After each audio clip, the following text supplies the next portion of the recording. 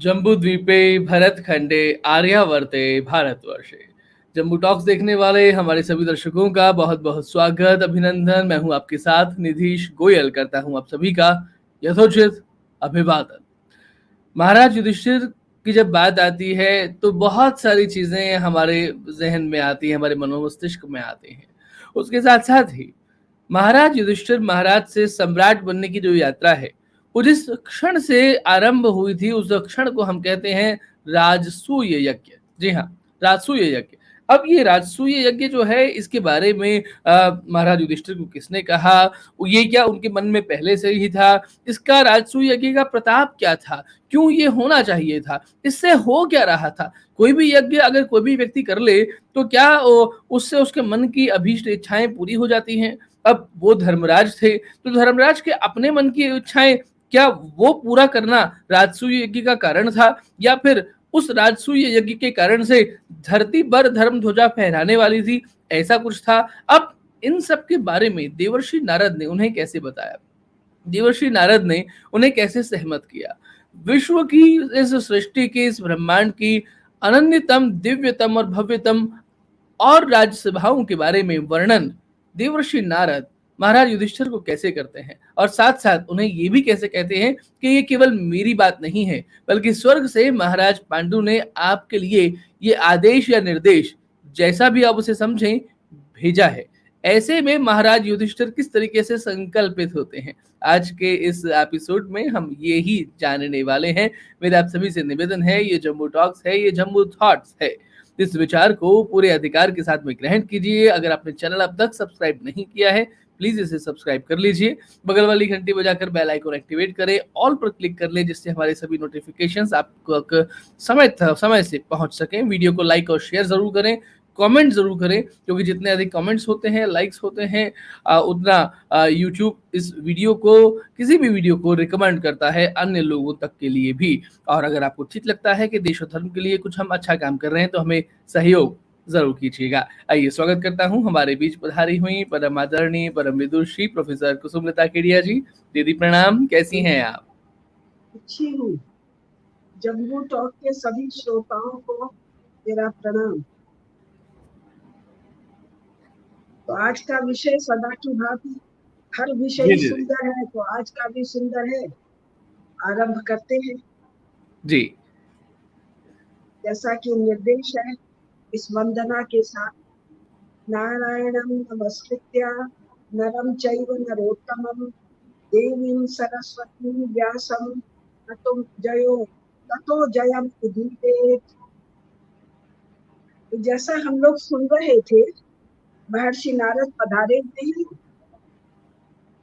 मयासुर के द्वारा बनाई हुई इंद्रप्रस्थ की सभा में। मयासुर ने वो दिव्य सभा बनाई भगवान कृष्ण के कहने से, और देवर्षि नारद स्वयं अपनी प्रेरणा से पधारे, और पधार कर उनको प्रश्न के द्वारा अनेकानेक उपदेश दिए, राजा को क्या क्या करना चाहिए। अब ये जब उनका उपदेश संपन्न हुआ, तो आगे का वर्णन और सुंदर है। तब युधिष्ठिर कहते हैं, सम्राट युधिष्ठिर कहते हैं, आपने जो मुझे धर्म का सिद्धांत, यथार्थ सिद्धांत बताया है, वह सर्वथा न्यायोचित है। ये जो न्याय है, ये जस्टिस नहीं है। जस्टिस का अर्थ एकदम भिन्न है, न्याय का अर्थ एकदम भिन्न है। और दूसरी बात जो वो कहते हैं, इसमें संदेह नहीं है कि प्राचीन काल के राजाओं ने जो कार्य जैसे संपन्न किया, वह प्रत्येक न्यायोचित, सकारण और किसी विशेष प्रयोजन से युक्त होता था। इसमें 1 मिनट में भूल गई, ये हम लोग सभा पर्व में है, 6वां अध्याय है, पृष्ठ संख्या 787 है, और मैं श्लोक संख्या 3। अब देखिए, एक छोटा सा वाक्य का अंश, प्राचीन काल के राजा, स्वयं सम्राट युधिष्ठिर आज से 5000 साल पहले, और वो कह रहे हैं प्राचीन राजा।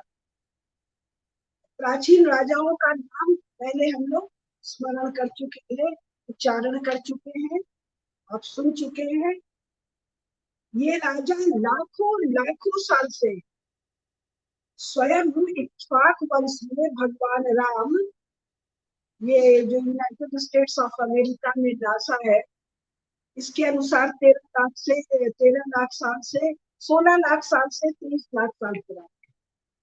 अब नासा ने कोई भगवान राम पर कोई रिसर्च नहीं किया, उसने तो राम सेतु की आयु जानने का प्रयास किया और उसके दो फाइंडिंग्स थे। एक ये मैन मेड है, नेचुरल नहीं है, और दूसरा कम से कम 16 लाख पुराना है और हो सकता है 23 लाख साल। और स्वयं भगवान राम इक्ष्वाक वंश में, मुझे याद नहीं आ रहा, शायद 63 में राजा हुए हैं। उसके पहले दशरथ है, दिलीप है, रघु है, ययाति है, नहुष है, बहुत बहुत पहले है। तो ये सूर्यवंशी राजा है भगवान राम, इक्ष्वाक वंश में है। तो हमारे यहाँ कितने लाख साल से सभी प्रमुख प्रमुख सम्राटों का रिकॉर्डिंग है, और केवल सम्राटों का रिकॉर्डिंग नहीं है, साम्राज्ञी का भी नाम है, उन दोनों के माता पिता का नाम है, युवराज का नाम है, कई स्थानों पर अगर बहुत उल्लेखनीय कार्य किया है तो भाइयों का या बहनों का नाम है। इस तरह विस्तार से रिकॉर्डिंग है। और 19वीं शताब्दी में 1833 के बाद ईस्ट इंडिया कंपनी के आंतरिक समस्याओं के कारण, जब चर्च के अनपढ़ प्रीस्ट लोगों ने, एक, और दूसरा ईस्ट इंडिया कंपनी के अनपढ़ एकदम छोटे ग्रेड के क्लर्क और चपरासी और सिपाही ग्रेड के लोगों ने इतिहास लिखना शुरू किया, तो उनके वश का नहीं था ये सब पढ़ना, महाभारत वगैरह पढ़ना। उनके अपने देश में लिखाई पढ़ाई का कोई ट्रेडिशन नहीं रहा। एक ले दे के बाइबिल थी, वो बाइबिल लेटी तो क्या पढ़ती, प्रीस्ट को पढ़ना मनाही, लेटी को तो मनाही है, प्रीस्ट पढ़ने लायक नहीं है। अब लेटी और प्रीस्ट क्या, 99.5% लेटी, प्रजा नहीं, कॉमन मैन लेटी, और जो आधा परसेंट या 1% प्रीस्ट है वो सब अनपढ़ है। तो जो एक किताब बाइबिल पढ़ने लायक नहीं है, वो भारत का महाभारत कहाँ से पढ़ती? तो इन मूर्खों ने लिख दिया जी लिखित इतिहास नहीं है। अब इन मूर्खों के आधार पर जो कोई भी कथन करे, इसको एक ही तरीका है, उपेक्षा। मूर्खों से क्यों माथा लगा?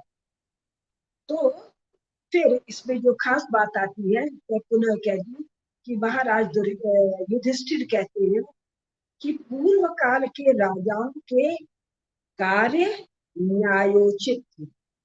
जस्टिस नहीं, न्याय का अर्थ भिन्न है, सकारण है, ये नहीं है कि मन में आया और कर लिया, और विशेष प्रयोजन से युक्त। ये तीनों महत्वपूर्ण है, इसके विस्तार में हम नहीं। फिर कह रहे हैं ये सारी बातें हो गई, तो उन्होंने बहुत ही कोमल स्वर में जिज्ञासा की कि आप तो मन के समान विवेकशाली हैं। नारद जी को कहते हैं, अपने लोगों ने अभी यूक्रेन वाली लड़ाई में प्रकाश के समान वेग का और साउंड के समान वेग का, सुपरसोनिक यानी आवाज से भी तेज चलने वाले जहाजों का नाम सुना है, लेकिन मन तो प्रकाश और शब्द से भी कई गुना अधिक तेज चलता है। तो नारद जी की जो गति है, विचरण की गति है, वो मन की गति है। तो अभी तो मन की गति जैसा कुछ यंत्र हम लोग सुने नहीं है। तो युधिष्ठिर जी कहते हैं कि आप तो मन की गति वाले हैं, आप तो अबाध निर्बाध कहीं भी आते जाते हैं, तो आपने तो और भी बहुत सी दिव्य सभाएं देखी होंगी, कृपा करके मुझे उसके बारे में बताइए। तब नारद जी उत्तर देते हुए मधुर वाणी में, फिर देखिए अलग से उल्लेखित है, मधुरया गिरा, 9वां श्लोक है। यानी जो ये संवाद है, ये मधुर हो, कोमल हो, हृदय को स्पर्श करने वाला हो। और जब हृदय को स्पर्श करेगा तो बुद्धि अपने आप सुनने के लिए खुल जाएगी। वैसे बुद्धि का ही अंग हृदय है, ये हृदय हार्ट से मतलब नहीं है। तो खैर इसके विवाद में हम नहीं जाते। तब नारद जी कहते हैं कि मैं आपको पितृराज यम, एक विशेषण महत्वपूर्ण है। पितृराज यम श्लोक संख्या 13 में पढ़ाएंगे। बुद्धिमान वरुण, स्वर्ग के इंद्र, स्वर्ग निवासी इंद्र, कैलाश के निवासी कुबेर तथा ब्रह्मा जी के दिव्य सभा का वर्णन सुनाऊंगा। अब इसके बाद 7वां अध्याय, इंद्र की सभा। जब मैं पढ़कर निशान लगा रही थी आज के वक्तव्य के लिए, तो अद्भुत आश्चर्य हुआ कि इंद्र की सभा में तो देवर्षि बैठे हुए, ब्रह्मर्षि बैठे हुए, मुनि बैठे, और फिल्म वालों ने, ये ज्ञानपीठ और साहित्य अकादमी से अवार्ड लेने वाले मनमानी इंद्र की सभा का ऐसा विचित्र हास्यास्पद वर्णन करते हैं। अरे इंद्र की सभा है, आपको जहां से सूचना मिली उसको पढ़ तो लो। स्वयं नारद जी वर्णन कर रहे हैं इंद्र की सभा का, उसका तो सुन लो। ऐसा हास्यास्पद विद्रुप वर्णन कि इन लोग की बुद्धि पर तरस। अरे मूर्ख हो, कलम उलम चलाना नहीं आता है तो कहीं क्लर्क क्लर्क बन जाओ, कहीं साहित्य वाहित्य के चक्कर में पड़ गए। तो इंद्र की सभा के वर्णन में श्लोक संख्या 9 से 15 तक का मैं वर्णन कर रही हूँ।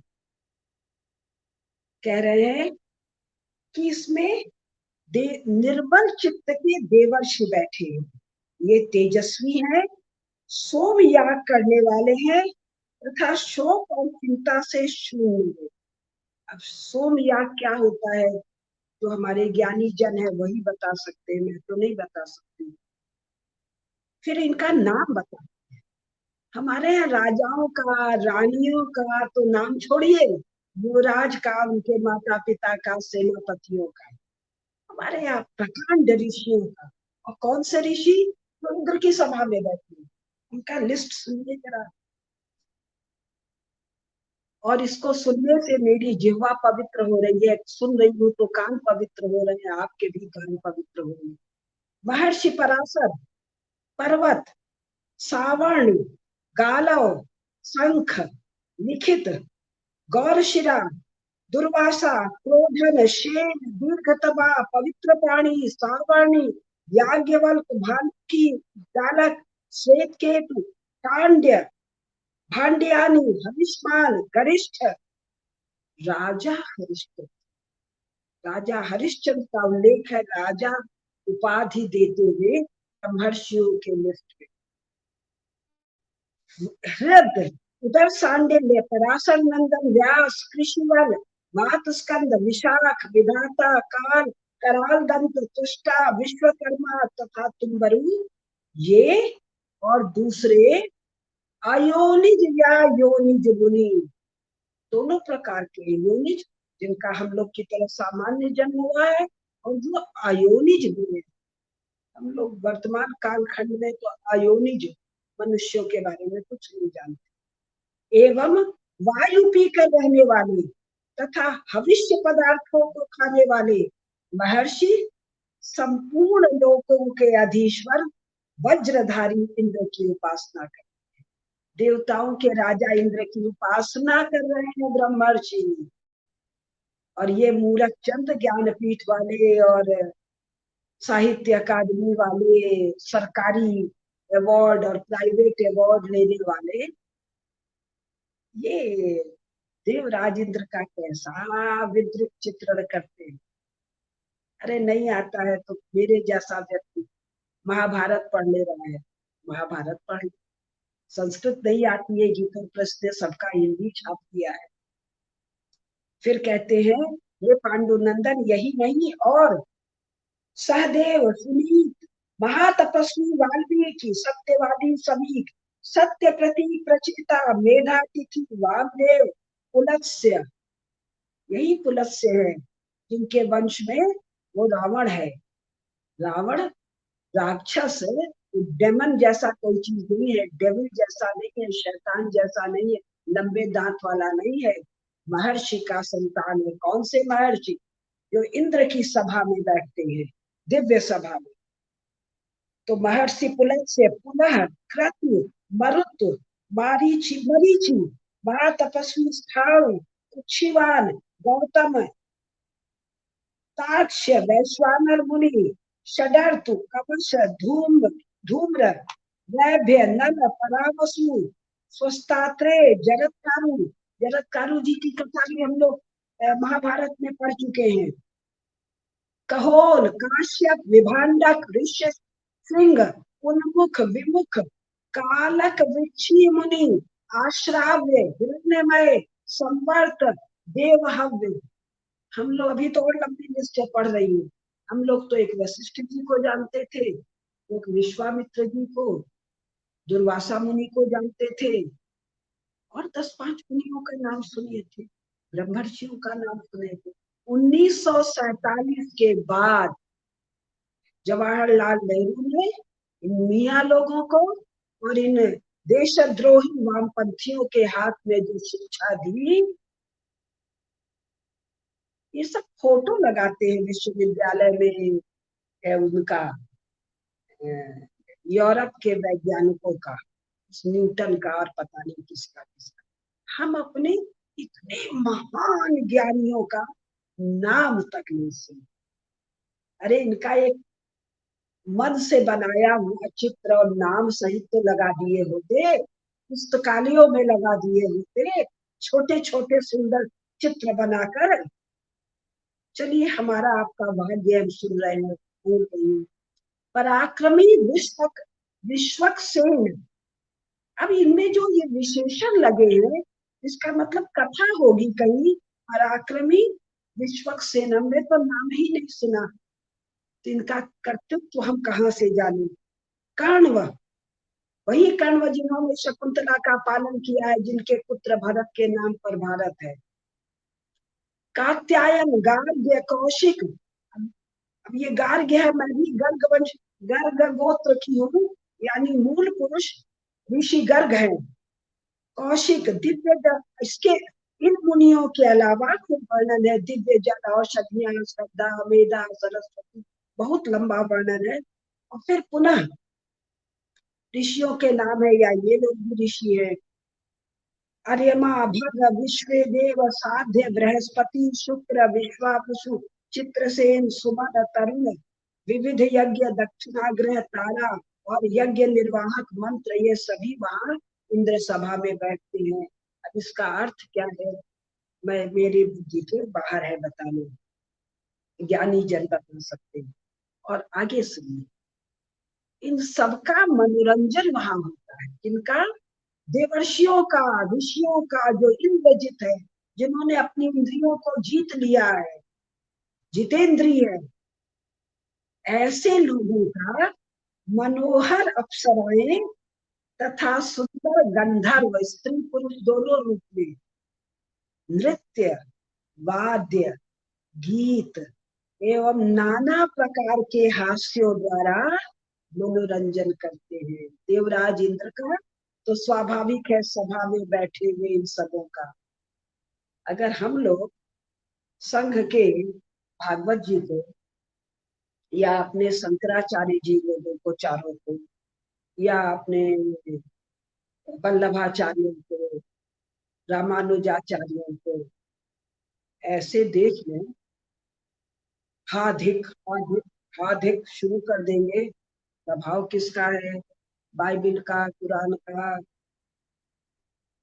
सबसे दूर रहो, ये सब शैतान के इंस्ट्रूमेंट्स हैं, यंत्र हैं। और कुरान में तो बंदी ही कर दिया, फिर भी स्वयं को मियां कहने वाले दिन भर नाच रहे हैं, दिन भर बजा रहे हैं, दिन भर गा रहे हैं। कमाल की बात है। और फिर आगे इतना ही नहीं, वे स्तुति, मंगल पाठ और पराक्रम सूचक कर्मों के गायन द्वारा बल और वृत्र नामक असुरों के नामक महात्मा इंद्र का स्तवन करते हैं।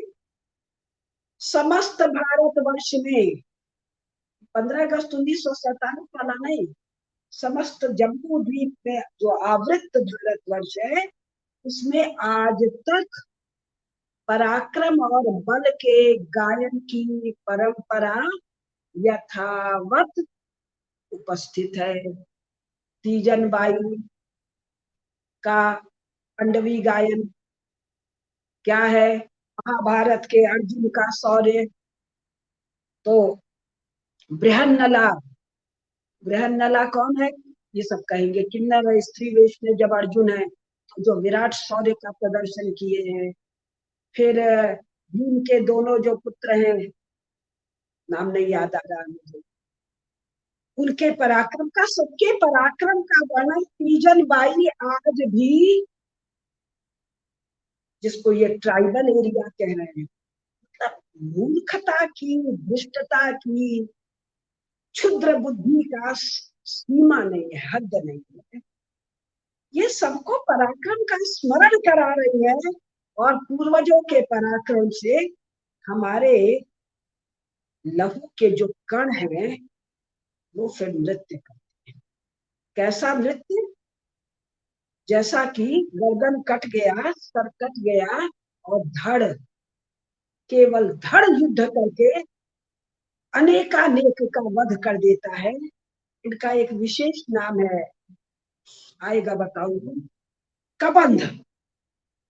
और राजपुताना के भाटों का अगर आप लोग गायन सुनिए तो कबंधों की वीरता और नृत्य का जो अद्भुत वर्णन है। और हमारे यहाँ तो छिन्न मुस्ता देवी है, मस्तक छिन्न है और विराट पराक्रम है, असुरों के खटाखट खटाखट करती चली जाती है। तो ये गायन होता है, तब हमारे रुधिर के जो कण हैं वो नृत्य करते हैं। किसके लिए?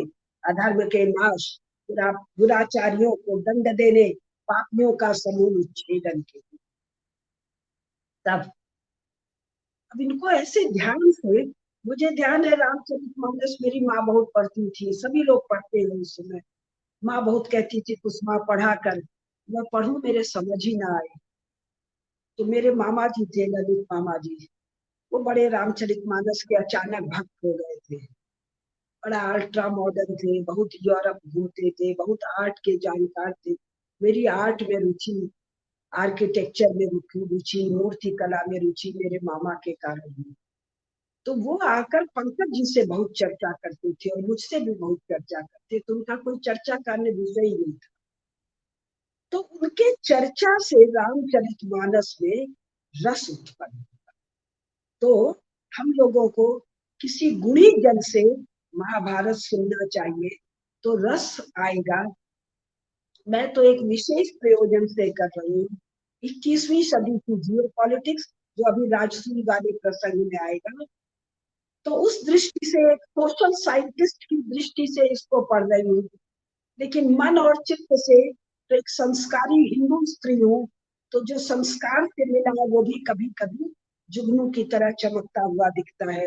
लेकिन मुझे भी और अपने सब लोगों को महाभारत कथा गुणी जनों से सुनना चाहिए।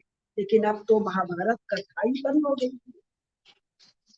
महाभारत कथा जो वीरता का, धर्म का शिक्षण देती है, जो दुष्टों के नाश का शिक्षण देती है, उसको सप्रयोजन अनेकानेक गल्प गढ़ के उसका निरंतरता को बाधित किया गया है। फिर अगला अष्टम अध्याय है, थोड़ा जल्दी चल रही हूँ राजसूय प्रश्न पर चलने के लिए। यमराज की सभा का वर्णन। हम लोग यमराज जी के नाम पर टीवी में क्या देखते हैं, फिल्मों में क्या देखते हैं, एक भैंसा है, भैंसा पर बैठे हुए हैं, सामने से हाथ में पास है और एक चित्रगुप्त है, और दोनों का एक प्रहसन युक्त जब नहीं तब डिपिक्शन। जब हम महाभारत पढ़ेंगे और इसी की तरह अनेकानेक श्रेष्ठ ग्रंथ पढ़ेंगे तो जानेंगे यमराज की सभा कैसी है। कौन है यमराज? सूर्य पुत्र है। और इनकी सभा का वर्णन देवर्षि नारद कर रहे हैं। कौन देवर्षि? जिनको नारायण नारायण के अलावा और कुछ सूझता ही नहीं है। तो ये कह रहे हैं इनकी ये सभा इच्छानुसार रूप धारण करने वाली यह सभा है। इंद्र की सभा से भी आगे, इंद्र की सभा ही अपनी इच्छा से रूप धारण करती है। ये सब ओर से प्रकाशित है, न तो अधिक शीतल है न अधिक गर्म है। फिर कह रहे हैं श्लोक संख्या 7 में, वहां ठंडे और गर्म स्वादिष्ट जल नित्य उपलब्ध होते हैं। हमने तो सदा शीतल जल ही पढ़ा है, और जल ही के बारे में, जल माने जल। यहाँ कह रहे हैं ठंडे और गर्म, और जल भी स्वादिष्ट है, विशेष विशेष स्वाद के जल है। महाभारत पढ़ेंगे तो जानेंगे। अब यमराज की सभा में, धर्मराज की सभा में, सूर्य पुत्र यम की सभा में कौन बैठे हैं? एक से एक चक्रवर्ती सम्राट। नाम सुनिए। ये जो अनपढ़ जेएनयू वाले और एएनयू वाले, पता नहीं कहाँ कहाँ वाले, उनके वश में नहीं है इतनी मोटी एक किताब पढ़ना। ये सब ब्लर्ब मैटर पढ़ते हैं, रिसर्च भी नहीं पढ़ते हैं और किताब के बारे में नहीं। ब्लर्ब मैटर होता है जो ये पुस्तक का ऊपर वाला कवर है, इसके पीछे जो छपा होता है और साइड फ्लैप पर जो छपा होता है, उतने पढ़ पाने का इन सब में औकात है। एक वो एंगस मेडिसन है, वर्ल्ड इकोनॉमी, वो कहता है जी भारत में डाटा नहीं है। अरे मूर्ख, तू खाली यही पढ़ लिया होता है मूर्ख। दुनिया में कहीं कोई डाटा नहीं है, डाटा केवल भरत भूमि में है, और भरत भूमि मतलब ये आवर्त जन्मभूमि। अब सुनिए, यहाँ पर बहुत से पुण्यात्मा राजर्षि और निर्मल हृदय वाले ब्रह्मर्षि प्रसन्नता पूर्वक बैठकर सूर्य पुत्र यम की उपासना करते हैं। हमारे राजा भी ऋषि हैं, राजर्षि है, सम्राट है, एक राट है। अभी मेरे जैसे बड़ी भारी अकलमंद को नहीं पता है कि इन सब का फर्क क्या है। बाकी लोग का तो जय जय सीताराम है। तो क्या वर्णन है, कौन कौन पुण्य आत्मा राजर्षि और ब्रह्मर्षि बैठे हैं? ययाति, नहुष, पुरु, मानधाता, सोमक, नृग, त्रसदस्यु, राजर्षि कृतवीर्य, ऋतुस्रवा, वरिष्ठ नेमि, सिद्ध, कृतवेग, कृति, निमि, प्रतर्दन, महाराज शिव, शिवी। कपोत वाली कहानी जो है ना, कि कपोत की रक्षा के लिए वो बाज को अपना मांस का टुकड़ा काट काट के दे दिया। मत्स्य, पितुलाक्ष, बृहद्रथ, वार्त, मरुत, कुशिक, सांकाश्य, सांकृति, ध्रुव, ध्रुव तारा, वो भी महाराज हैं, राक्षस वंश के हैं। धर्मराज की सभा में बैठे हैं, किसके साथ? महाराज ययाति और नहुष के साथ। चतुरस्व, सदा सोमोदि, राजा कार्तवीर्य अर्जुन, उन्हीं की राजधानी में बैठी हूँ, राजधानी या उनके राज्य में बैठी हूँ, भोपाल में। नर्मदा जी के तट पर वो अपने हाथ से बांध लिए थे, वही राजा कार्तिकेय अर्जुन, जिन्होंने वो रावण को बांध कर कहीं अपना अस्तबल वगैरह में डाल दिया था। महाराज भरत, सुरथ, सुनीत, निसठ, नल, दीवोदास, सुमना, अम्बरीश, भगीरथ, भगीरथ जी गंगा जी लाए हैं, व्यश्व, सदस्व, बध्यस्व। हम लोगों ने तो नाम ही नहीं सुना अपने राजर्षियों का। दोषी हम नहीं हैं, लेकिन विशेष श्रम हमको करना है। पाठ करने से हमको कोई नहीं रोक सकता है। वो 5 युवकों ने गीता प्रेस स्थापना क्या किया? बूढ़े लोग नहीं थे। भाई जी हनुमान प्रसाद जी पोदार, जय दयाल जी गोयनका, 2 का नाम जानती हूँ, और 7 लोग थे। मुख्य 5 ही लोग थे शायद। इन 5 नवयुवकों ने तय किया कि हर हिंदू के घर में हमारे सभी शास्त्र उपलब्ध होंगे। हाँ, और 1 रुपया दान नहीं लिया, 1 रुपया चंदा नहीं लिया, सरकार से 1 रुपया नहीं लिया।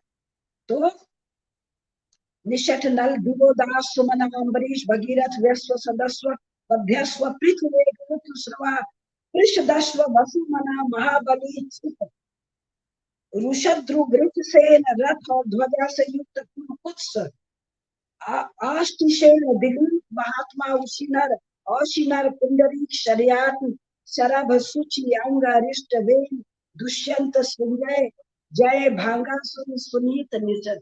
क्या हम एक नन्हा सा काम कर सकते हैं जिनमें वीरत्व है, या जो स्वयं को क्षत्रिय क्षत्रिय वृत्ति का कहते हैं, वो अपने बच्चों का नाम इन सम्राटों के नाम पर रखे, जिनमें ज्ञान का तेज है, ब्रह्म का तेज है, त्याग तपस्या का है, या जो स्वयं को ब्राह्मण वंशीय कहते हैं, ब्राह्मण वृत्ति वाले भी जो है, वंश भले न हो, क्या वो अपने बच्चों का नाम इन ऋषियों के नाम पर रखेंगे और बच्चों को बताएंगे, परिवार को बताएंगे।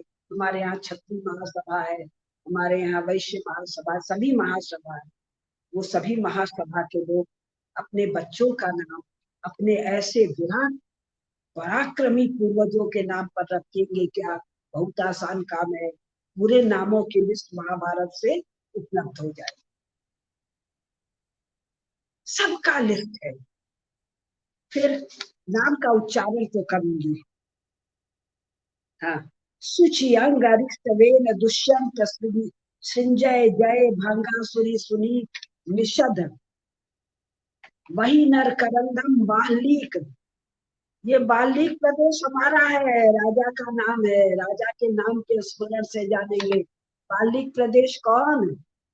ये पूरा गांधार प्रदेश, ये पूरा अफगानिस्तान, अफगानिस्तान के भी ऊपर का बाल्लीक प्रदेश सब हमारा है। सुधुम्न बलवान मधु इलानंदन पुरुवा बलवान राजा मरुत कपोत रोमा तृणक सहदेव अर्जुन विश्व शाश्वत चरस्व राजा शशबिंदु महाराज दशरथ ककुतस्थ प्रबोधन अलर्क कच्छ सेन गए गौरास्व जमदग्नि नंदन परशुराम नाभाग सगर भूरि दुम्न महाश्व तथा स्व जनक राजा पृथ्वी सेन पुरजित जनमेजय ब्रह्मदत्त त्रिगर्त राजा उपरिचर इंद्रदुम्न भीम जानु गौर पृष्ठ अनघ लय पद्म मुचकुंद। कौन से मुचकुंद? जब भगवान कृष्ण गुफा में जाते हैं, काल यवन उनका पीछा करता है, तब वो सतयुग के महाराज मुचकुंद की कथा आती है। भूरि दुम्न प्रसेनजीत अरिष्ट नेमी सुदुम्न मिथिलाश्वास्तक। अब इसके बाद अब जो वर्णन ध्यान से सुनिए। 100 मत्स्य, 100 नीप, 100 गए और 100 मतलब 100 धृतराष्ट्र, 80 जन्मेजय, 100 ब्रह्मदत्त, 100 वीरी, 100 ईरी, 200 भीष्म है।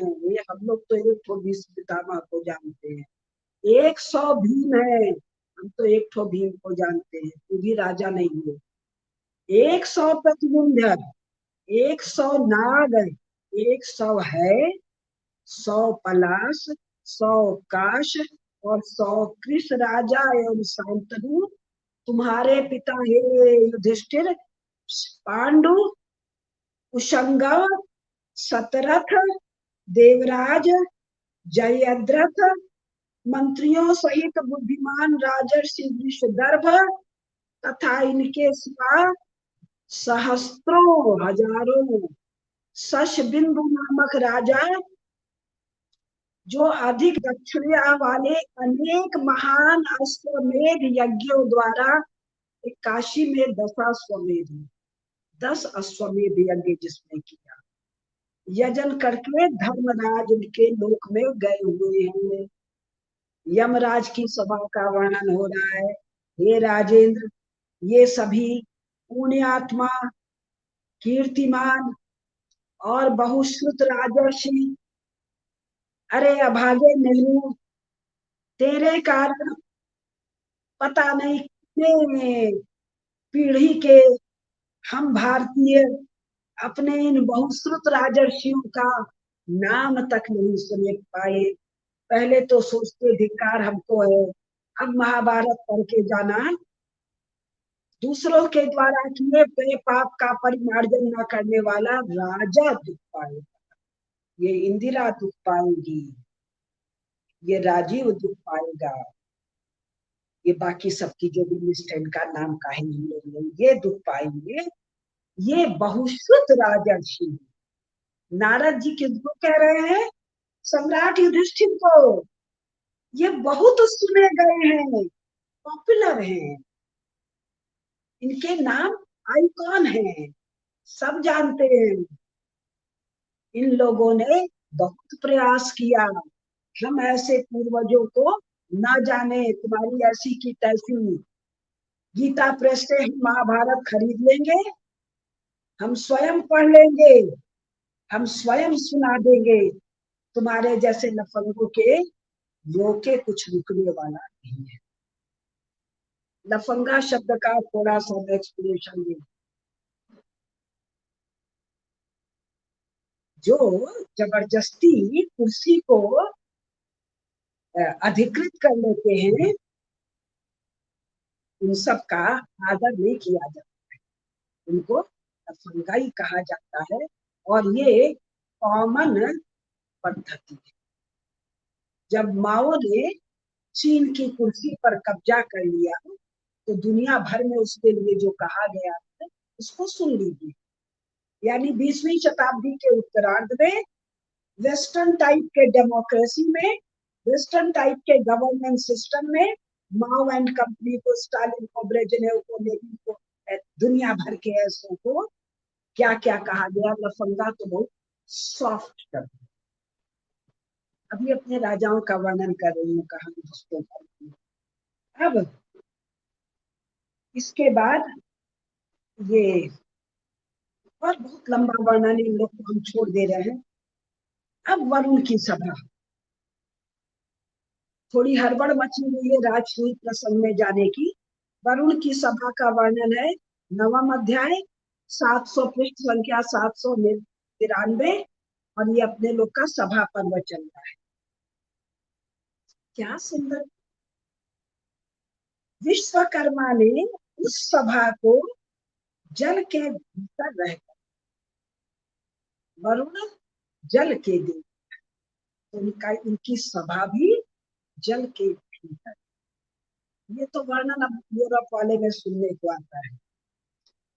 वरुण की सभा का स्पर्श बड़ा ही सुखद है। एयर कंडीशन है क्या? वहां न सर्दी है न गर्मी है, उसके रंग श्वेत हैं, उसके कितने ही कक्ष और आसन बस सजाए गए हैं। वो साहब, फिर देखिए, अभी तो हमारे ऋषियों का वर्णन हुआ इंद्र की सभा में, यम की सभा में राजर्षियों का वर्णन हुआ, अब वरुण की सभा। ये एक ठो ड्रैगन लेके नाच रहे। तो यम की सभा में कौन बैठे हुए हैं? वासुकी नाग। वरुण की सभा में वासुकी नाग, तक्षक, ऐरावत, कृष्ण, लोहित, पद्म और पराक्रमी चित्र। ये नाग ऐसे ऐश्वर्यशाली। अब और नाम सुनिए। कंबल, अश्वतर, धृतराष्ट्र, वनाहक, मणिनाग, नाग, मणि, शंखनक, कौरव्य, स्वस्तिक, एलापत्र, वामन, अपराजित, दोष, नंदक, पूरण, अभीक, सिभीक, श्वेत, भद्र, भद्रेश्वर, मणिमान, कुंडार, करकोटक, धनंजय। कर्कोटक का तो वर्णन पहले कथा में आ चुका है। अब बहुत से नाग हैं इनमें वर्णन कर रहे हैं जन्मेजय और महानाद भगवान अनंत भी वहां उपस्थित है। यही अनंत आगे वर्णन है शेषनाग है, जिन पर भगवान विष्णु शयन करते हैं। अनंत है, शेष है, विष्णु सैया करते हैं, धरती को धारण करते हैं। वासुकी आदि सभी नाग हाथ जोड़कर उनके सामने खड़े होते हैं और भगवान की शेष की आज्ञा पाकर यथा योग्य आसनों पर बैठते हैं। यही भगवान शेष लक्ष्मण बनकर आते हैं, यही भगवान शेष बलराम बन के आते हैं। मुझे तो इतना ही पता है। अब इसके बाद नागों का वर्णन हो गया है। अब जरा दैत्य राजाओं का वर्णन कीजिए। ये मूर्ख, कौन, अनपढ़, इनके लिए उचित जो विशेषण है वो आज नहीं बोल रही, बड़ा सुंदर प्रश्न। ये चर्च वाले प्रीस्ट और उतने ही अनपढ़, उतने ही बुद्धिहीन वामपंथी, जिनके तर्कों का उत्तर देने में संघ के स्वयं को बुद्धिजीवी मानने वाले लगे रहते। मूर्ख अनपढ़ के बात को जो तर्क माने उसकी बुद्धि को प्रणाम। तो ये सब कहते हैं दैत्य राक्षस अलग अलग। यहाँ वर्णन सुनिए, वरुण की सभा में बैठे हैं विरोचन पुत्र राजा बलि। जब हमारे यहाँ रक्षा सूत्र बांधा जाता है तो ब्राह्मण इन्हीं महाराज बलि का नाम लेते, इन्हीं से हाथ जोड़कर भिक्षा मांगा है स्वयं भगवान ने वामन अवतार में। पृथ्वी विजयी नरकासुर जिसका भगवान कृष्ण ने किया है, प्रहलाद जिनके लिए भगवान विष्णु चले आते हैं धरती पर, किस अवतार में, नृसिंह अवतार। ये जो पूरा हमारा विजयनगर एम्पायर है वहां के कुल देवता है नरसिंह। हम नरसिंह के उपासक हैं रे मूर्खों, तुम्हारे भुलाने से अपने कुल देवता को। तो ये कौन है, दैत्य है, दानव है? अरे मूर्ख, माता का ही नाम याद कर लेती, दीति और अदिति। एक से दैत्य है और एक से देवता है। तो विरोचन पुत्र राजा बलि, पृथ्वी विजयी नरकासुर, प्रहलाद, विप्रचित, काल संख, काल खंज दानव, सुहनु, दुर्मुख, शंख, सुमना, सुमति, घटोदर, महापार्श्व, क्रथन, पिठन, विश्वरूप, स्वरूप, विरूप, महाशिरा, दसमुख रावण वही बैठे हैं। दशावट, टिट्टिद, विटभूत, संलाद, मेघवासा, बाली, इंद्रतापन आदि सभी दैत्यों और दानवों के समुदाय मनोहर कुंडल, सुंदर हार, किरीट, दिव्य वस्त्राभूषण धारण किए हुए उस सभा में धर्म पाशधारी महात्मा वरुण देव की सदा उपासना करते हैं। हमारे सभी दैत्य, सभी राक्षस, सभी असुर भगवान शंकर के उपासक हैं, ब्रह्मा जी के उपासक हैं, जगदम्बा के उपासक हैं। विष्णु जी की उपासना नहीं करते हैं क्योंकि विष्णु जी ने अपने जिम्मे काम रख रखा है या उनको दिया गया वॉटेवर धरती के पालन का। तो ये सब आकर जब उत्पात करते हैं, लेकिन कोई अलग जाति प्रजाति नहीं है। One of us, exceptionally powerful, exceptional तेज है और बुद्धि है वो निर्मल नहीं है सत्व के द्वारा। रजस बुद्धि, अहंकार, काम, आदि लोग अधिकता है तो दुष्टतापूर्ण कृत्य होते हैं। ये सभी दैत्य वरदान पाकर सौर्य संपन्न लोग मृत्यु रहित हो गए हैं। उनका चरित्र एवं व्रत बहुत उत्तम है। जय वामपंथी मूर्खों, सुनो, पृष्ठ संख्या 794। श्लोक संख्या 17। उपासते महात्मानं सर्वे चरितव्रता। महाभारत में वेद व्यास जी का लेखन तो गणेश जी का है, वेद व्यास जी का उद्घोष है। सबके सब ये सब इतने भाग्यशाली है, और भाग्यशाली पूर्ण कर्मों के कारण है कि इनका वध भगवान स्वयं करते हैं, और सीधे इनका तेज भगवान में विलीन। सब कहते हैं, कहा है ना, राम को रीझ भजे या खींच। हम लोग रीझ के भजते हैं, ये सब खींच के भजते हैं। भजते तो महादेव को ही है। अब वरुण की सभा में स्वाभाविक है, नदियां भी होंगी, समुद्र भी होंगे। हमारे नदियों के नाम का भी मैं उच्चारण करूंगी। इनके उच्चारण का अर्थ ये है कि नक्शा अगर फैला लिया जाए, इन नदियों को लोकेट कर लिया जाए, तो भारत की सीमाएं मिल जाएगी। एक बार मुझे फोन पर हल्दी घाटी में महाराणा प्रताप के साथ जो चारण गए थे, उनके ये वंशज है रत्नू जी। इन्होंने फोन पर पूरा पाठ करके मुझे नदियों का नाम बताया, और कहा इसमें एक जो छोटी सी नदी का नाम बताया, बोले वो नदी, ये गुजरात गए थे मोदी जी के गांव वड़नगर में, पूरा प्रसंग बता रहे थे। तो बोले जी वड़नगर में वो नदी बहती है, और मुझे, मैं जब पाठ करता था तो वो नदी का लोकेशन नहीं ढूंढ पाता था। वहां गया तो वो नदी मिल गई।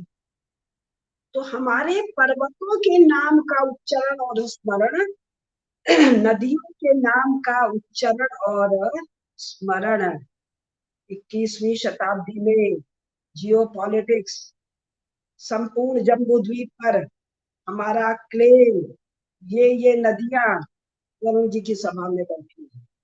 कौन कौन? यहाँ लिखा है चारों समुद्र। कौन से 4 समुद्र है, ज्ञानी बता देंगे। भागीरथी नदी, कालिंदी, विदिशा, वेणा, नर्मदा, मेघवाहिनी, विपाशा, शतद्रु, चंद्रभागा, सरस्वती, हिरावती, वितस्ता, सिंधु, देव नदी। हिरावती कहाँ बहती है? ब्रह्मदेश, बर्मा। नाम बदल के क्या कर दिया? म्यांमार।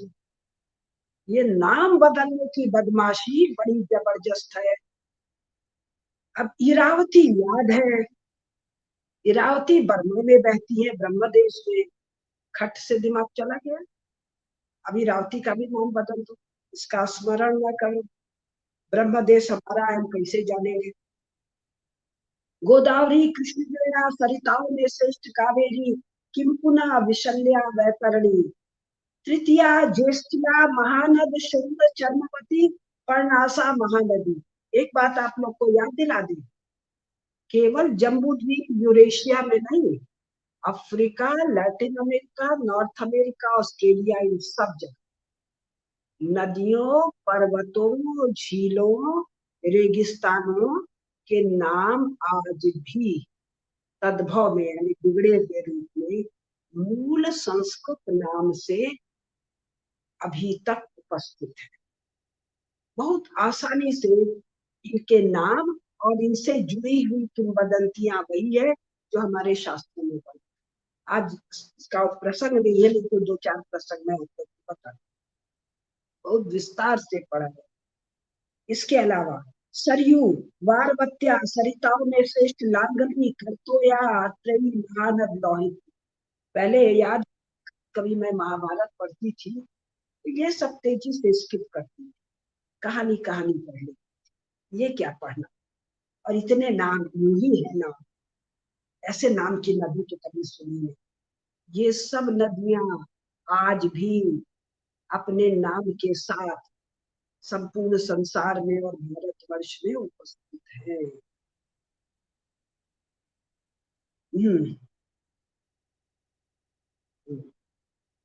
क्या पढ़ दिया? हाँ, लंघती, गोमती, संध्या, त्रिशोत्तरसी तथा दूसरे लोक विख्यात उत्तम तीर्थ वहाँ उपस्थित है। झीलों तक के नाम है, और वो नाम यथावत अभी भी चल रहे हैं। अब ये हो गया, और लंबा वर्णन है, छोड़ रही वरुण जी की सभा का। अब कुबेर की सभा का वर्णन, 10वां अध्याय, पृष्ठ संख्या 795। अब इस सभा का वर्णन सुनिए। ऐसी भी कोई सभा मॉडर्न साइंस में नहीं बनाई है। आगे का छोड़ के बस श्लोक संख्या 3 पन्ने। गुह्यक गण जब उस सभा को उठा कर लेकर, सभा कितनी बड़ी है, 100 योजन लंबी, 70 योजन चौड़ी, उठा कर ले चलते हैं, उस समय वह आकाश में सटी हुई सी सुशोभित होती है, उससे दिव्य सुगंध फैलती रहती है, उसके श्वेत बादलों के समान शिखर है, आकाश में तैरती हुई सी दिखती है।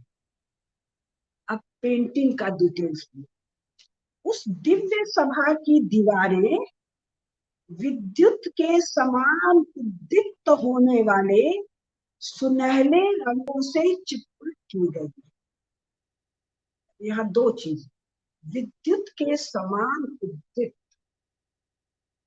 यानी सहज आ रहा, जैसे मेरे आया गरम सर्द नहीं सुन के एसी है क्या, वैसे विद्युत के समान उद्दीप्त सुनहले रंगों से। मुझे याद आ रहा है अजंता, ये सब बताते हैं 1000-1300 साल, पता नहीं 1000-1300 साल है, 2000 साल, कितना 1000 साल। और ये जो टकला मकान डेजर्ट सिकियांग में जो पेंटिंग्स मिली है, चमकती हुई, जिनका वर्णन है, तो रंगों की कैसी जानकारी, और रंगों की जानकारी मतलब केमिकल्स की और केमिकल्स के मिश्रण, और कैसे कैसे प्रिजर्वेटिव्स की। और ये तो 5000 साल पहले की कथा चल, ये कुल मामला 1000-1500 साल में निपटा दी। तो 2000 साल पहले आदमी खेती करने सीखा, तो 4000 साल पहले खेती करने सीखा, जिसको जो मन आएगा कह देगा, कोई 40,000 बता देगा, कोई लाख बता देगा, जो मन में आएगा।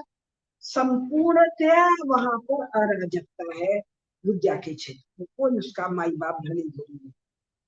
तो यहाँ पर रंगों की जो डिटेलिंग है, अब अगले पृष्ठ पर, हाँ, पृष्ठ संख्या 796, श्लोक संख्या 10, 11, 12। हमारी अप्सराओं के भी नाम है। मित्र केश मिश्र केसरी, केश मिश्र है क्या मतलब है, रंभा, चित्रसेना, सुचि स्मिता, चारु नेत्रा, घृताची, इनकी भी कथा हम लोग पढ़ेंगे, मेनका, कुंजिक स्थला, विश्वाची, सहजन्या, लोचा, उर्वशी, हीरा, वर्गा, सौरभि, समीची, बुद्बुदा तथा लता आदि नृत्य और गीत में कुशल सहस्त्रों अप्सराओं और गंधर्वों के गण कुबेर की सेवा में उपस्थित होते हैं। बद्रीनाथ धाम में भी कुबेर जी का स्थान बताया जाता है। फिर अब किन्नरों का नाम सुनिए। अब ये जो कौन सा जेंडर बोलते हैं, ये किन्नर नहीं है, मनमानी नाम रखते। किन्नर तथा नर नाम वाले ये गंधर्व है महाराज, किसी को कुछ भी बोल देते। मणिभद्र, धनद, इनके नाम सुनिए, ये जो है यक्षों के नाम शायद आ रहे हैं।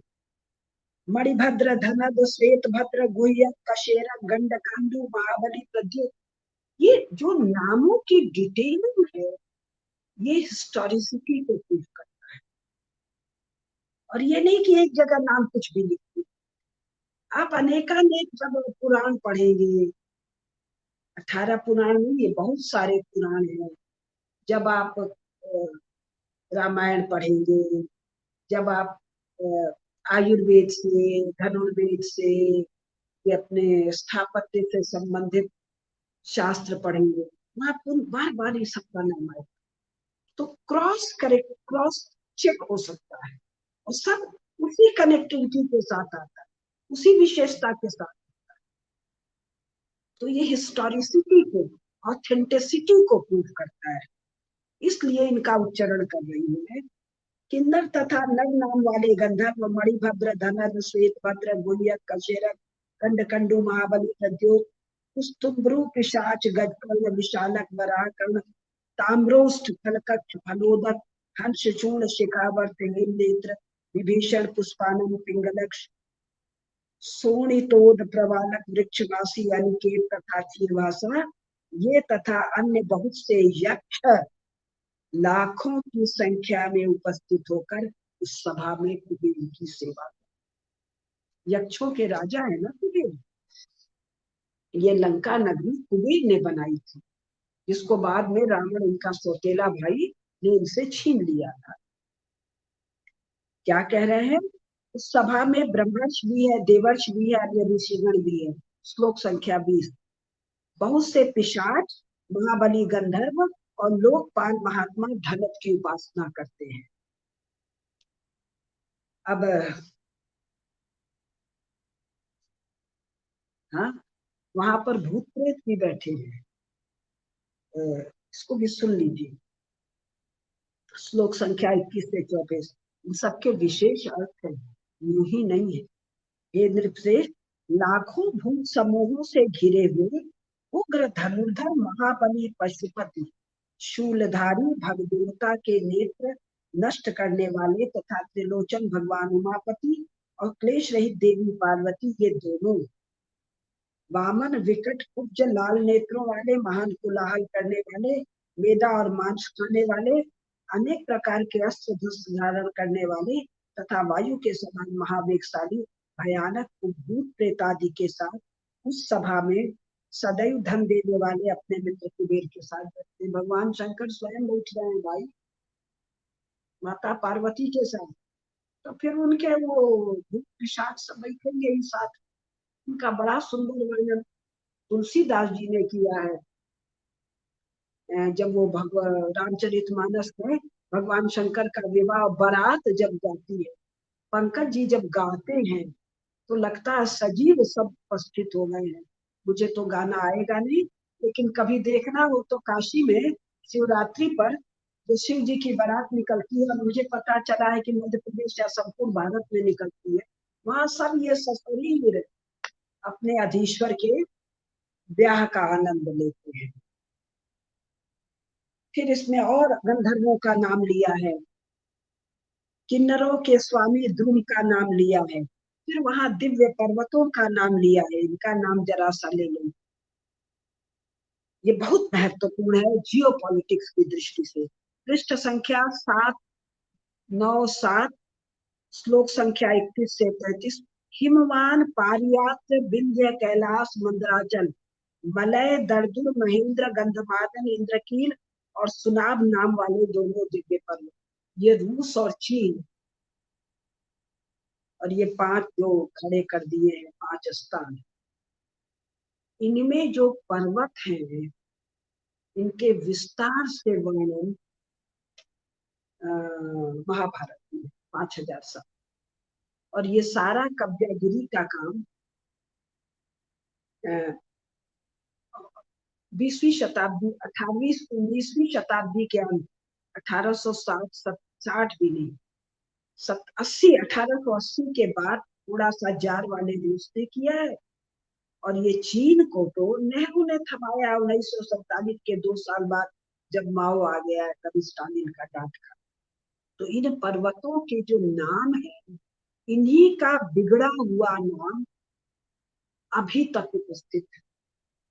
जब मैं सेंट्रल एशिया पूरा पढ़ रही थी, हुणों को, कुषाणों को, मंगोलों को, शकों को, ये पार्थों को, पार्थियन साम्राज्य जो है, दर्दों को, तो जब मैं पढ़ रही थी तो इन पर्वतों के नाम ऐसे विचित्र विचित्र उच्चारण कर करके था। लेकिन जब पुनः मैं महाभारत पढ़ी एकदम, और कई लोगों ने तो संस्कृत नाम से उनका कनेक्टिविटी के साथ लिखा है बाद में। तो इसलिए हमको अपने इन पर्वतों, इन नदियों, इन झीलों और इनके मार्गों का नाम नहीं, इसमें सब दिया है, किसके बाद कौन है, किसके बाद कौन है, किसकी वनस्पति क्या है, किसका फ्लोरा क्या है, फौना क्या है, किसका क्लाइमेट क्या है, सारी डिटेलिंग हमारे पास है। हाँ, कुबेर के सखा भगवान शंकर कभी कभी उस सभा में पदार्पण किए रहते हैं वगैरह। अब इसके बाद 2 मिनट में ब्रह्मा जी की सभा का मैं वर्णन कर देती हूँ। ब्रह्मा जी की सभा का खासियत सुनिए। ये है एक 11वां अध्याय, श्लोक संख्या 11। हे राजन, वह सभा ऐसी है इस प्रकार बताया नहीं जा सकता, क्योंकि वह एक क्षण में दूसरा अनिर्वचनीय स्वरूप धारण कर लेती है। अभी ऐसी तभी तैसी फिर वैसी। और इसका फिर बहुत वर्णन है। और इसमें कौन उपस्थित है? दक्ष आदि प्रजापति गण, दक्ष, प्रचेता, पुलह, मरीचि, प्रभावशाली, कश्यप और दुर्गा जी है। बहुत सारा वर्णन है। ये मेरे जियो पॉलिटिक्स के लिए इम्पोर्टेंट नहीं है, इसलिए छोड़ दे रहे हैं। 88,000 ऊर्ध्वरेता ऋषि। ऊर्ध्वरेता मतलब, पूरा मतलब तो नहीं पता मुझे, लेकिन जिन्होंने अपना इतना, मैंने बहुत आध्यात्मिक धार्मिक लोग हैं, उसकी डिटेलिंग मैं नहीं कर सकती हूँ। उसका भी संख्या दिया 88,000 और 50 संतानवान महर्षि उस सभा में उपस्थित है। कहीं और पढ़ेंगे कोई पुराण तो इनका 50 संतानवान महर्षि का नाम और 88,000 में मेन ग्रुपिंग दिया होगा। अब ये जल्दी से 12वां अध्याय में युधिष्ठिर पूछते हैं कि आपने जो वर्णन किया उसमें एक ही राजा का नाम आया है, राजा हरिश्चंद्र। आपने और तो बहुत सारी चीजें बताई हैं, तो महाराज जरा मुझे हे ब्राह्मण, हे महर्षि, हे देवर्षि, मुझे उनके बारे में बताइए। देवराज इंद्र की सभा में आपने राजर्षियों में एकमात्र हरिश्चंद्र का ही नाम लिया, तो बहुत सा बताते हैं और कहते हैं भूमंडल के सभी नरेश अपने शस्त्रों के प्रताप से 7 द्वीपों पर विजय प्राप्त कर ली थी। हे राष्ट्रीय स्वयंसेवक संघ के प्रचंड देशभक्त प्रचारकों, जिन्होंने जीवन दान किया, जिन्होंने सचमुच में कंटकाकीर्ण मार्ग को स्वयं स्वीकृत किया, सारे कष्ट स्वयं स्वीकृत किए। ये यहाँ सुन लो, पृष्ठ संख्या 802।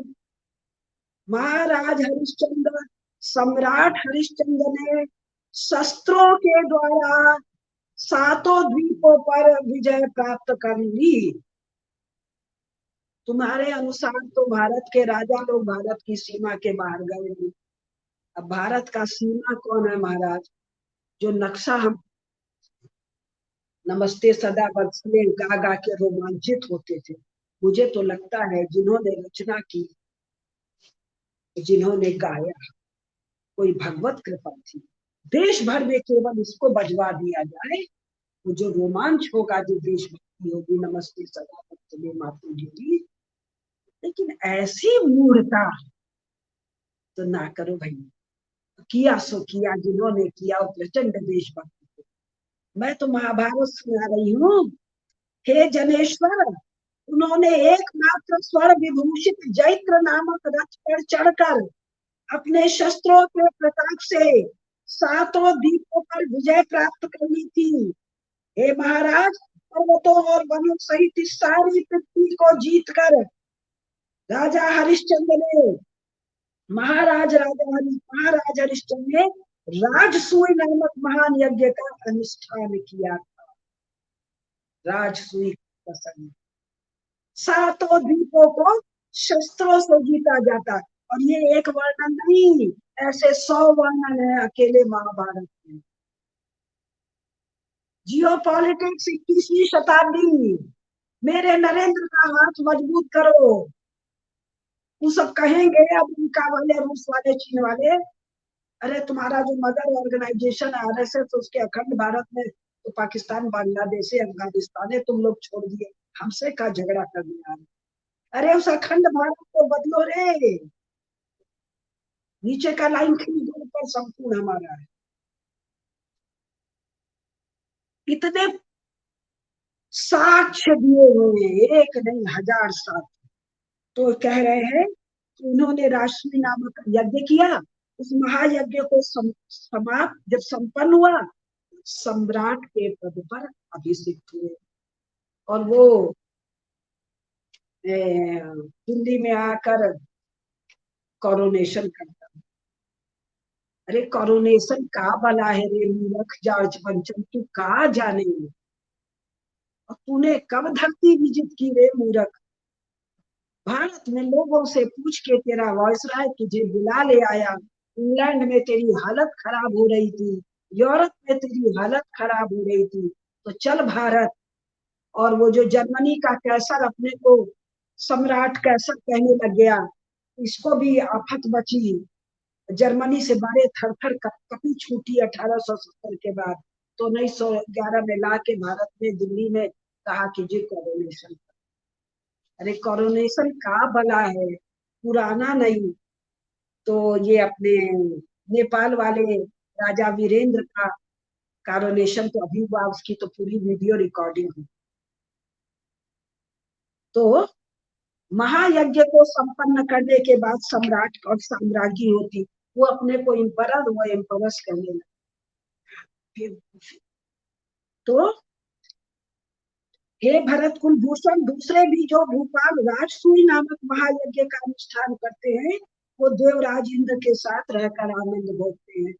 मुझे याद है, मैं जब से काशी में हूँ, राजसूय नाम से मैं ये अपना विद्या सत्र चलाती थी कि पहले बौद्धिक राजसूय हो, उसके बाद। उस समय तो नरेंद्र कहीं दूर दूर नहीं थे। 2002 में तो ये 2001 में तो ये गुजरात के सीएम बने हैं। मैं किसी जन्म में तो इस देश की महामाते थी।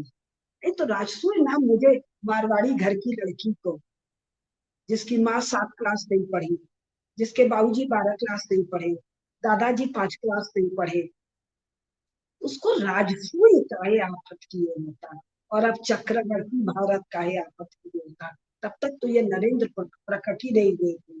तब तक मेरा कुल लेना देना राष्ट्रीय स्वयंसेवक संघ से था। गुरुजी गोलवलकर हम लोग के घर आया करते थे। नानाजी देशमुख बाबूजी को बाल स्वयंसेवक बनाए। तो जहाँ गुरुजी गोलवलकर आते हो, वो अखंड भारत के मायने पाकिस्तान बांग्लादेश से आगे राजसूय और चक्रवर्ती भारत कहाँ से सोची थी। लेकिन सोचती थी, पिछले जन्म की सोची थी। तो उस महा तो जो भूपाल राजसूय नामक महायज्ञ का अनुष्ठान करते हैं, जो देवराज इंद्र के समान आनंद भोगते हैं, आगे आगे बहुत है। उसमें वर्णन है कि हे कुंती कुमार, तुम्हारे पिता पांडु ने मुझे यह संदेश दिया है कि जिस प्रकार राजा हरिश्चंद्र ने राजसूय यज्ञ किया, तो मुझे मनुष्य लोक में आता देखकर उन्होंने प्रणाम करके मुझसे कहा, हे देवर्षि, आप युधिष्ठिर से यह कहिएगा, तुम्हारे भाई तुम्हारे आज्ञा के अधीन है, तुम सारी पृथ्वी को जीतने में समर्थ हो। प्रमाण, लिटरेरी प्रमाण। तुमको बाबर नामो सूझता है हाई कोर्ट सुप्रीम कोर्ट में, जिसके ट्रांसलेशन के प्रीफेस को ध्यान से नहीं पढ़ा तुम लोगों ने। यहाँ महाभारत यथावत प्रक्षेप वो बेवकूफ अनपढ़ों के कहे पर, तुम्हारे भाई तुम्हारे आज्ञा के अधीन है, तुम सारी पृथ्वी को जीतने में समर्थ हो, अतः राजसूय नामक श्रेष्ठ यज्ञ का अनुष्ठान करो। तो हे पुरुष सिंह पांडुनंदन, तुम अपने पिता के संकल्प को पूरा करो, देवर्षि नारद कहते हैं। आगे, हे राजन, हे मेरे नरेंद्र, 2024 में पुनः नरेंद्र पद पर अभिषिक्त होने वाले हो। इस महान यज्ञ में बहुत से विघ्न आने की संभावना रहती है, क्योंकि यज्ञ नाशक ब्रह्म राक्षस इसका छिद्र ढूंढते रहते हैं। हे नरेंद्र, तुझे भी राजसूय यज्ञ संपन्न होना ही है तेरे द्वारा। तो विघ्न बहुत आएंगे। छिद्रा नवेशी राक्षस, कई ठो का तो हम लोग नाम जानते हैं। छिद्र ढूंढने वाले राहुल वाहुल कई ठो है, इनका नाम लेने का मन नहीं है। तथा इसका अनुष्ठान होने पर कोई एक ऐसा निमित्त भी बन जाता है जिससे पृथ्वी पर विनाशकारी युद्ध उपस्थित हो जाता है। चीन नहीं, रूस यूक्रेन, जो क्षत्रियों के संहार और भूमंडल के विनाश का कारण होता है। महाभारत सभा पर्व अध्याय संख्या 12वां, पृष्ठ संख्या 803, श्लोक संख्या 2930। हे राजेंद्र, यह सब सोच विचार कर तुम्हारे लिए जो हित का ज्ञान पड़े वो करो। चारों वर्णों की रक्षा के लिए सदा सावधान और उद्धत रहो। नित्यम चातुर्वर्णस्य रक्षणे। कौन चतुर्वर्ण? ब्राह्मण, क्षत्रिय, वैश्य, शूद्र। और ये कह रहे हैं शूद्र पंचम वर्ण है। वेद व्यास जी का कथन है, गणेश जी का लेखन है। तुम्हारे सुप्रीम कोर्ट में या मेरे सुप्रीम कोर्ट में कुरान और बाइबल कॉमन है ना। कुरान बाइबल का कथा तो पता है, ये आंतरिक साक्ष्य है।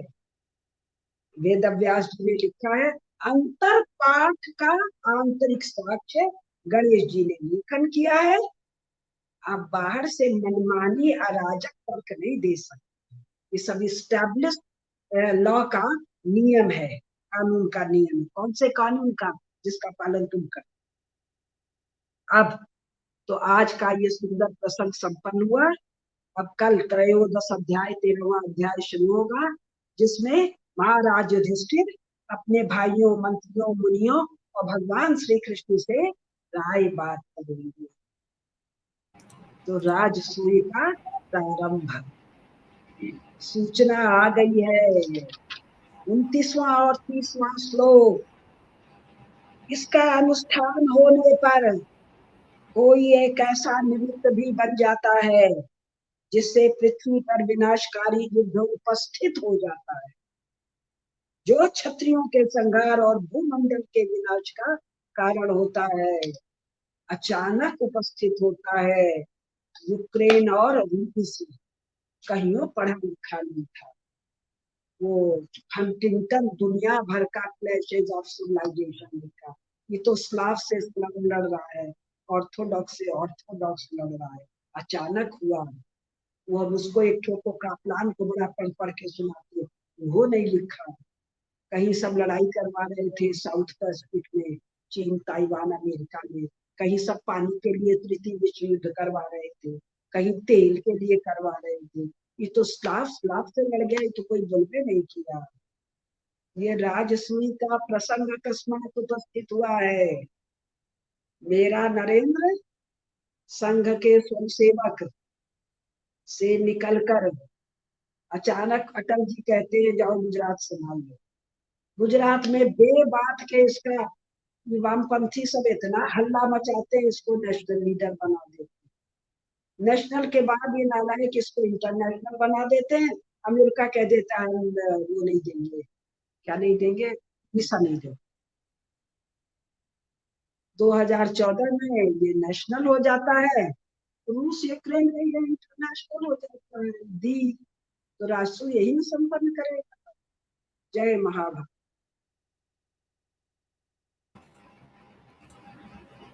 आपने जो बात कही दीदी कि ये बीच में कि मैं एक विशेष प्रयोजन से ये महाभारत कर रही हूँ, मैं चाहूंगा कि अगले 1 मिनट में वो जो विशेष प्रयोजन वाली बात है थोड़ा सा उसे और बताएं। जियो पॉलिटिक्स जी इतना तो पढ़ के मेरी बुद्धि थी कि जो सारा जी सिचुएशन बन रहा है, जैसे रूस दिख रहा है वैसे चीन दिखेगा। और इस समय हमारा क्लेम बनेगा। जब मेरा नरेंद्र कहीं दिख ही नहीं रहा था, तब मुझे दिख रहा था। मैं 30 साल से चीन पढ़ रही थी और सेंट्रल एशिया वृक्षों में तलाश रही थी इधर उधर। तो मेरा विशेष प्रयोजन था जियो पॉलिटिक्स। भारत का दावा अपने संपूर्ण भूभाग पर literary source, circumstantial source, the दावा सोर्सेस और लीगल और दुनिया भर के कुछ। तो ये था मेरा विशेष प्रयोग। एग्जैक्टली और ये मैंने इसीलिए आपसे पूछा क्योंकि हम लोग जब शुरुआत में जम्बू द्वीपे भरतखंडे बोलते हैं तो जम्बू टॉक्स को शुरुआत करने का बेसिक आइडिया ही यही है कि हम किस तरीके से अपनी ज्योग्राफिकल लोकेशंस को समझें, उस पर अपना क्लेम निकालें और अगले 20 वर्षों में जो कहते हैं कि भारत 1947 में आजाद हुआ, हम औपचारिक रूप से मान लेते हैं चलिए एक बार की, तो 2047 तक भारत उतना भारत ना रहे जितना आजाद हुआ था, बल्कि जितना 2 आजाद हमें साल कर रहे हैं। जी 20 साल में से शून्य गायब कर दीजिए। 2 साल जी 2024 संपन्नम, बहुत सुंदर दीदी। अगर राष्ट्रीय 2024 संपन्नम। ये राजसूय यज्ञ क्या लगता है कि अश्वमेध यज्ञ का घोड़ा जा चुका है और राजसूय यज्ञ के लिए दिग्विजय अभियान करने के लिए अर्जुन और भीम प्रस्थान कर चुके हैं और वो जो प्रस्थान किया है वो लोगों को दिखे ना दिखे, लेकिन काम हो रहा है, काम चल रहा है। उस काम की प्रगति के बारे में आपसे लगातार बात करते रहेंगे, सभी दर्शकों को चीजें बताते रहेंगे। महाभारत का भी एक विशेष प्रयोजन इसीलिए सिद्ध करने के लिए हमने रखा है। इसे समझिए, बहुत गूढ़ है और बहुत कूटनीतिक भी है और जहां तक इसे पहुंचना चाहिए मेरा ख्याल है दीदी जी वहां तक ये पहुंच भी रहा है और ये बातें वहां तक पहुंचेंगी तो शायद इन बातों को लोग जो दुनिया भर के राष्ट्र पुरुष हैं वो भी इसे उसी तरीके से समझेंगे जैसे इन्हें समझना चाहिए। खैर, आज के कार्यक्रम में अभी तक के लिए इतना ही। सभी दर्शकों का बहुत धन्यवाद देता हूँ। दीदी जी आपको बहुत प्रणाम करता हूँ। जय हिंद, जय भारत, जय महाभारत।